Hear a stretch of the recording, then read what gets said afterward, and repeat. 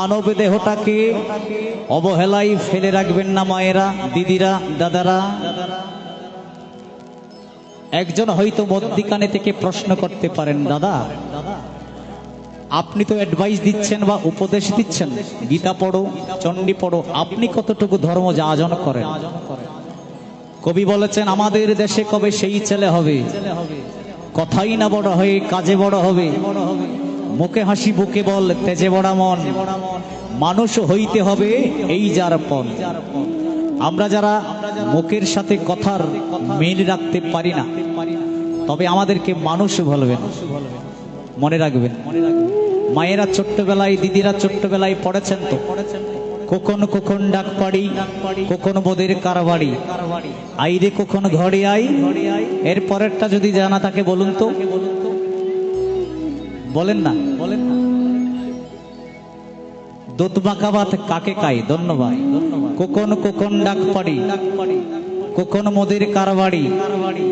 কারবাড়ি মানে জানেন তো, অতি চালাক চতুরকে আমরা কারবারি বলি, এটা নয়। অর্থাৎ কখন আমার কার বাড়িতে এখন বর্তমানে রয়েছে, সেজন্য বলছেন কখন কখন ডাক পাড়ি, কখন মোদের কার বাড়ি, আইরে কখন ঘরে আই, দুতুমাকাবাদ কাকে কাই। এই কথার অর্থ একটু বোঝানোর চেষ্টা করব। আগেকার ছেলেরা স্কুলে গিয়েছে, মার্কেটে গিয়েছে, বা ক্রিকেট খেলতে গিয়েছে, নয়তো ফুটবল খেলতে গিয়েছে। আগেকার ছেলেদের কথা বলছি, আর মায়েদের কথা বলছি। নিরাপদে ফিরে আসবে মায়ের পবিত্র আঁচল তলায়। মা কি করবেন? সন্তানের ক্লান্ত দেহের এই শরীরটাকে মায়ের পবিত্র আঁচল দিয়ে মুছে দিয়ে মায়ের মাখা দুধ ভাত খাইয়ে দেবে, তাই তো? মায়ের এবং ছেলের, সন্তানের কত একটা ভালোবাসা ছিল। আর বর্তমান ছেলেরা আপনাকে বলেছে, মা স্কুলে যাব, কিন্তু একটু দেরি হবে আসতে। কেন? আমার বন্ধু রুবেল আছে না, তার আজকে বার্থডে, দিনের বেলায় কেক কাটা হবে, কিন্তু খবর নিয়ে দেখেন কোনো পার্কে, কোনো ময়দানে, কোনো রেস্টুরেন্টে গিয়ে সময় কাটাচ্ছে, হাতে তার মোবাইল। সেজন্য বর্তমানের ছেলেরা, মেয়েরা মোবাইলকে নিত্য সঙ্গী করেছে। দোকানে গিয়েছে, মার্কেটে গিয়েছে, মোবাইল নিয়ে তাই তিনি সেটিং করছে, সময় কাটাচ্ছে। আপনার ছেলে সময় মতো আর আপনার আঁচল তলায় ফিরে আসবে না। সেজন্য বর্তমানের খোকা আপনাকে দিচ্ছে ধোকা। সেজন্য বাংলাদেশ সরকার কেটে দিয়েছেন ওই যে আমাদের শিক্ষণীয় কবিতা, কখন কখন ডাক পাড়ি, কখন মোদের কারবাড়ি, আইরে কখন ঘরে আই, দুতুমাকাবাদ কাকে কাই। এগুলি জলাঞ্জলি দিয়েছি আমরা। বিশ্বকবি রবীন্দ্রনাথ ঠাকুর বলেছিলেন, অনেক কথা যাও যে বলে, কোনো কথা না বলি, তোমার ভাষা বোঝার আশা দিয়েছি জলাঞ্জলি। এখন বর্তমান ছেলেরা, ওই যে বললাম দাদা, মার্কেটে গিয়েছে, দোকানে গিয়েছে, ইন্টারনেট মোবাইলের যুগ, অ্যান্ড্রয়েড সেটের যুগ। কিছুক্ষণ পরে খবর আসছে অমুক বাবু রোড অ্যাক্সিডেন্টে হয়তো আহত, হয়তো নিহত। কিছুদিন আগে একটা বরযাত্রী যাচ্ছিলাম বাবা বাঁশখালী রোড দিয়ে, আনোয়ারা যখন গেলাম, একজন ইয়াং ছেলে মোবাইলের দিকে তাকিয়ে রাস্তার মধ্যিখানে হাঁটছে। সে জানে না সে ছিল কিন্তু রাস্তার ধারে। মোবাইলের পাওয়ারে তার চোখ দুটো এমন ভাবে খেয়ে নিয়েছে, সে ধীরে ধীরে ধীরে ধীরে রাস্তার মধ্যিখানে এসে পড়েছে। আমাদের বরযাত্রীর গাড়ি ব্রেক করে দাঁড়িয়ে সবাই নেমে তাকে একটা বাজে কথা বলেছিল। দেখুন, মোবাইল এত বড় খারাপ জিনিস, আবার ভালোর জন্য। ধরুন গীতা পাঠ করতে করতে টুন্টুধর বাবু মারা গিয়েছেন শোভারানীর আঙিনায়। এই মোবাইলের সাহায্যে আপনি আমার স্ত্রীকে খবর দিতে পারবেন, আপনার স্বামীদের মারা গিয়েছে। উপকারে আসে 6 আনা, আর অপকারে আসে 10 আনা বাবা। সেজন্য ওই যে সকালবেলা বললাম, আপনার ছেলেদেরকে মোবাইল নয়, গীতা তুলে দিন। তো সতীরবিন্দু, আমরা কবিতায় আরো পড়েছিলাম না, পল্লী কবি জসিমউদ্দিন লিখেছিলেন দাদা মামার বাড়ি কবিতাতে, আই ছেলেরা আই মেয়েরা ফুল তুলিতে যায়, ফুলের মালা গলায় দিয়ে মামার বাড়ি যাই, তাই না? আমরা মামার বাড়ি নয়, এখনো মামার বাড়ির ধারণা ছেলেরা, এখন বন্ধুর বাড়ি, এখনো বান্ধবীর বাড়ি, এখনো ভালো একটা সহপাঠীর বাড়ি।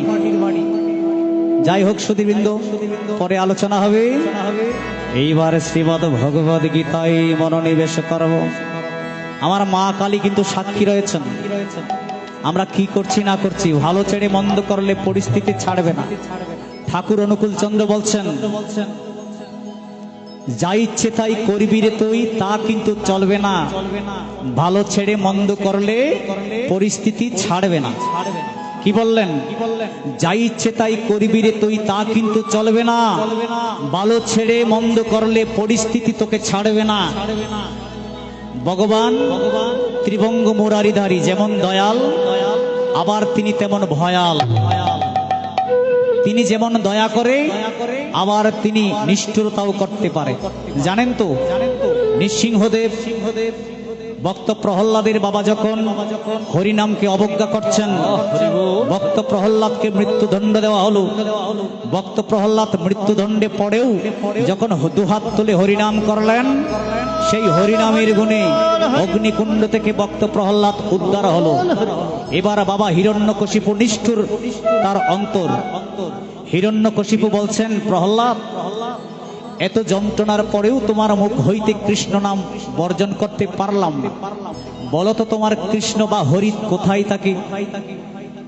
তখন প্রহ্লাদ বলছেন, পিতাশ্রী, আমার ভগবান আমার হরি জগতের সবখানে বিরাজমান, ব্যাপিতঞ্চ নিরাকৃতং যৎকৃত যাত্রাদিনা। অর্থাৎ সবখানে আমার ভগবান বিরাজমান, যাদের অন্তরে ভক্তি নেই তারা দর্শন করতে পারে না।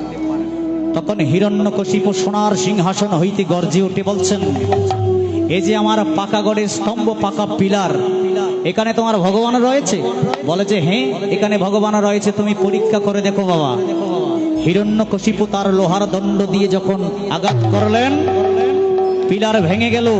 সেই ভাঙা পিলার হইতে ভয়াল রূপ ধারণ করে আর প্রভু জগন্নাথ নৃসিংহদেব আবির্ভূত হলেন এই ধরা দাবি অসুরকে নিধন করার জন্য। মায়ের করুন উত্তরি করুন, হরি বল, হরি বল, হরি বল, হরি বল, হরি বল। তখন নৃসিংহদেব অর্থাৎ উপরের অংশ সিংহরূপ আর নিচের অংশ মনুষ্যরূপ ধারণ করে শ্রী ভগবান মোহন বংশী ত্যাগ করে জগতে আবির্ভূত হলেন। প্রথমে যাকে আক্রমণ করলেন তিনি হচ্ছেন ও যে হিরণ্যকশিপু। শ্রী ভগবান আবির্ভূত হয়ে হিরণ্যকশিপু উরুর উপর রেখে অর্থাৎ হাঁটুর উপরের অংশে রেখে, আপনারা যারা মহানন্দর আশ্রমে গিয়েছেন অর্থাৎ চিন্তাহরণপুরী মহারাজজির আশ্রমে দেখতে পাবেন, পাহাড়ের প্রায় শেষের দিকে একটা বিশাল মূর্তি বানিয়েছেন। হিরণ্যকশিপুকে হত্যা করছেন নৃসিংহদেব, আর ভক্ত প্রহ্লাদ নিচে দাঁড়িয়ে আমার ভগবান শ্রী। তো সুধীরবৃন্দ, এজন্য বলছেন ভক্তের দিন ভগবান। দেখবেন রামায়ণে, ভাগবতে, শ্রীমদ্ ভগবদ গীতায় জগতে যত অসুর রয়েছে দাদা, সবাই ভগবানের হাতে নিহত হয়েছেন। রাবণ, তারপর আপনার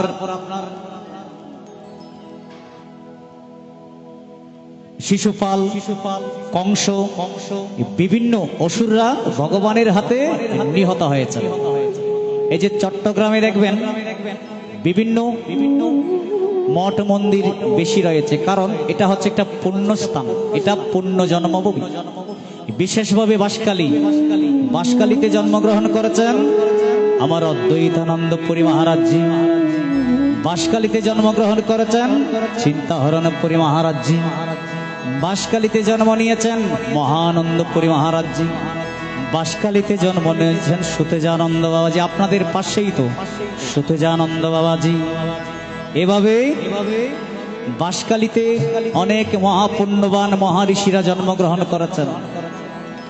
সমগ্র চট্টগ্রাম জুড়ে দেখবেন তুলসীদাম, নন্দনকানন, করলডেঙ্গা যারা গিয়েছেন, করলডেঙ্গা মেধস মুনির আশ্রম, বিভিন্ন আশ্রমে মঠ মন্দিরে আমাদের চট্টগ্রাম কিন্তু ভরপুর। তাই আমার গানের মধ্যে লিখেছে সুধীরবৃন্দ,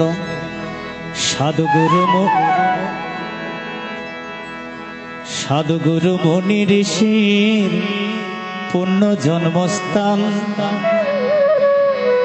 তাদের চৈতন্য হলো এই ঋষিধাম। আমার সোনার চট্টগ্রাম।